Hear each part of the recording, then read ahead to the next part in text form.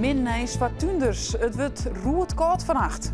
Dan kost het inderdaad een heel groot deel van die inkomen. En Josja van Nijengeer is de beste jonge slachter van Europa. Goejoen, dit is Kijk op Friesland. Mooi dit of net, het wordt roerd koud vannacht. Een ramp van kwekerijen, net als Sparkberry in Burgum. Want daar staan duizenden bijstruiken in bloei. Wat bad er nou als het nou vannacht echt meer fjouwer wordt? Dan bevriezen de bloem. En dat de bloem bevriezen, krijgen we geen bijen.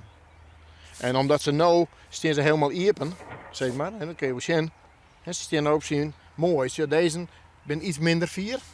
Zo deze staan helemaal iepen. Dus ja, deze hoeven maar een beetje frost te krijgen en dan is het mis. Je kan vuurpotten zetten, dan maak je om de zoveel meter met zo'n vuurpot.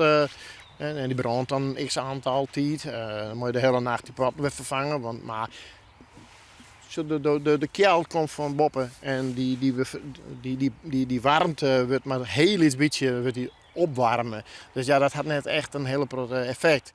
Praat ik nou maar een man die het onder grote stress zit? Nee. Dus ook in gewoon op bed vannacht? Ik kan wel lekker doen. Ja. Ik ben even drauw om naar de temperatuur te zien. Nee, ik kan wel omspoeking in vannacht, maar dat jouwt me dan niks. Hier hebben we vrienden hier een hele warme simmer. Ja. Hoe pakte dat van jou uit? Het beste hier ooit.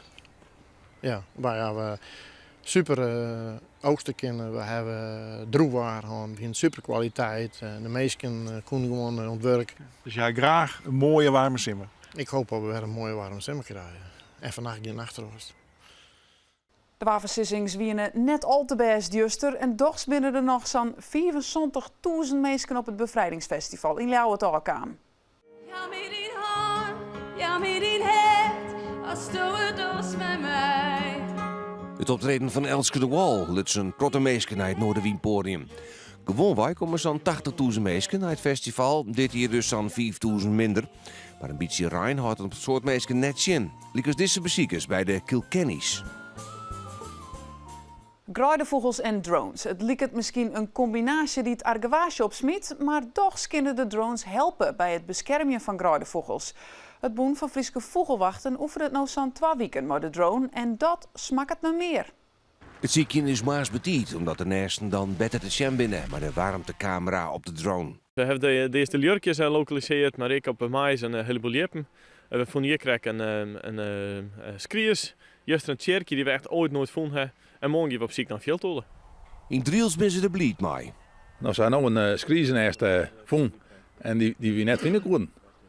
En had er niks gebeurd, wie had er net west wien, wat wie er dan gebeurd? Dan hier ik maar een meent en dan wie het eerst plat geweest. Het BVW heeft de drone officieel hoe langer kregen van boerenorganisatie LTO Noord. De provincie houdt yield. Als het om de BVW laait, komen er nog meer drones. Dat we hem echt effectiever inzetten wel als verlenging van de Noisvaardig, ja, daar zoek ik graag nog bij hebben. Want ja, we hebben nog één op heel Friesland en ja, dat doen we net zo volle mooi. Laten we maar 12 draaien beginnen en langzaam opbouwen. Maar één is echt ermee. Dus een jong haske, ja, zit in haske, dat gaat er. Mooi. Dan zie je dat ze leeg en warm is. Dan zie je zijn eren, die ben zwatter, die zie je op het lief liggen. Die ben dus kouder dan de rest van het lichaam. De 24-jarige Josja Haagsma van Nijengeer is de beste jonge slachter van Europa. Op de International Young Butchers Competition in Frankfurt woen ze zowel individueel als in teamverband. Josja, hier aan het werk bij slachterij Biesma in de Pijn, woon in het persoonlijk klassement 6 bekers. En ook in teamverband met de Westlandse Tessa Moerland wie ze de beste. De internationale vakwedstrijd voor jonge slachters wordt alle jaren houden. Deelnemers moeten in 2 dagen allerhande opdrachten uitvieren. En dan krijg je nog het waar. Hier is Piet Paulusma. Joen en vannacht. Nou, misschien joen nog een buik. Vannacht opklaringstemperatuur 1 graad boven 0. En dat betekent groenfrost tussen de min 1 en min 4 graden. De leegste temperatuur in het eerste. De wind die zal west-noordwest wijzen. Je houdt hem wel zwak of matig. Morgen een buiken, zinnen en 11 graden. En de wind uit het westen en zuidwesten die is zwak of matig. En dit weer Kijk op Friesland. Nog een noffelijke joen.